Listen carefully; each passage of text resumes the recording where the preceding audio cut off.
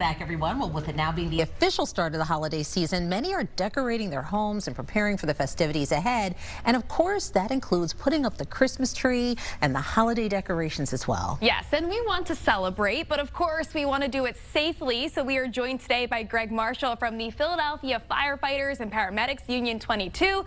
Greg, great to have you back. So glad Good morning. to see you. Good morning. Thanks for having me. Such important stuff. Yes, I mean, truly. Jenna, really just give us some general fire safety tips that you want us to know with regard to Christmas trees. So starting with the tree, we want to make sure that we're keeping it watered. We don't want it to turn into a fire hazard, so keeping it watered really is the most important thing. Along with that, we want to keep some space around it, especially if it's anything where it's going to be heat giving off, portable heaters, stuff like that. We want to keep those away from the tree. And then finally, we want to make sure that we get it out, in a timely manner. If it's still up Valentine's Day, we're doing something wrong. That's a problem. Yeah, so always important. And of course, Christmas trees, a lot of families are like, oh, the bigger the better, but you need to have the space for the tree that you're trying to fit into your living room or wherever you might put it. And decorating, so you have some lights in front of you. We have the fun candy canes and of course the string lights, but we have to be safe with these as well. Yeah, absolutely. So for the lights, the big thing for the lights is going to be the extension cords. If we're looking like we're trying to recreate Christmas Vacation and you're Clark Griswold, we're doing it wrong. We don't want to overload. Exactly. Right? We don't want to overload what we have going on with the lights. We want to go off of different outlets for the lights if we can. And we can also use surge protectors, and that's going to give you a little bit more protection as well. And there are extension cords that are meant for the outside. They will say if they're meant for the outside, so that's really important. And your timers, when you're trying to set up your Christmas lights, you have to really read the instructions, because I know a few of them tell you to kind of keep it elevated off of the ground. Can't get it wet, I think. Can't get it wet. So that's a little bit hard when we're talking outside. Yeah, absolutely. They do actually make ground Christmas spikes, and they'll keep some of the wiring off of the ground, so you can use that as well.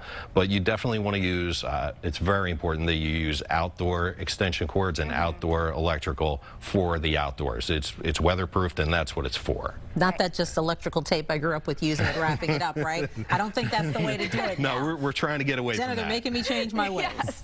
All right. And besides that, of course, we have Kwanzaa. We've got this beautiful menorah here with us this morning. Candles will be lit. Safety with an open flame. I mean, I love having the candles around. I don't know if Greg and Jenna, you feel this way too. My gosh. But I really am nervous sometimes about you don't want to, run downstairs. You want to keep your eye on those candles. Yeah, so I'm probably going to upset some people here, but me being one of those, Greg. Yes, I know. But we do have to, especially when you're going to bed, stuff like that, you're going to want to put them out. And I would say if you have pets, kids that might knock them over, you might want to think about, like, we have the electric here versus the actual flame. So that might be a better way to go. Yeah, that's a good idea. And I know you want to get as most of the candle as you can. You want to keep lighting it till it's at the very bottom, but that can be very dangerous as well, because I've seen some videos where the glass will actually explode because you're too close to the end of the candle. Yeah, absolutely. And not only that, but it'll also change the weight of it, so it's easier to tip over. Makes sense. Yeah. And clearly, too, Jenna, we're in the kitchen doing all kinds of stuff. Jen's in the kitchen more than I am. I can't take any credit for the cooking that happens over the holidays, but that's also a safety hazard. Yeah, unattended cooking fires are really one of our big issues. We see that a lot, especially in the holidays, Thanksgiving, Christmas. You're doing a lot. You're either have the family around, and that could be a distraction with all the people there, or you're running like a chicken with your head cut off, trying to get ready for when the family gets there. So you want to try to keep an eye on it. You can use things like, Alexa to remind you. That's a good idea. Give you a little alarm 15 minutes from now. You can do some of that as well. I love that. Yeah. Also, we hear a lot about carbon monoxide poisoning and going to bed. You have people who have fireplaces. You're running your car in your garage. So serious. We want everybody to be safe. What do we need to know? Absolutely. So carbon monoxide is a big issue. We've seen lately some serious consequences from You've got some items here too, I guess. Can that help us with that? So we have a smoke detector here, and we have a carbon monoxide detector. Carbon monoxide typically will go low. It'll typically go at the outlet, sort of knee high, and the smoke detectors go high because smoke rises.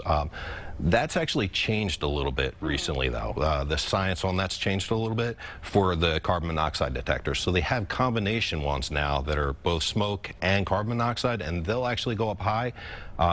And they have still the old style that'll go low. So it's very important that you read the instructions on that. Okay, didn't know that. Extremely important. Okay, Greg, great tips this morning. If we want more information, or our viewers are looking for, other tips, where can they find that? So we have Philly Firefighters on Instagram, and it's IFF22 on Twitter.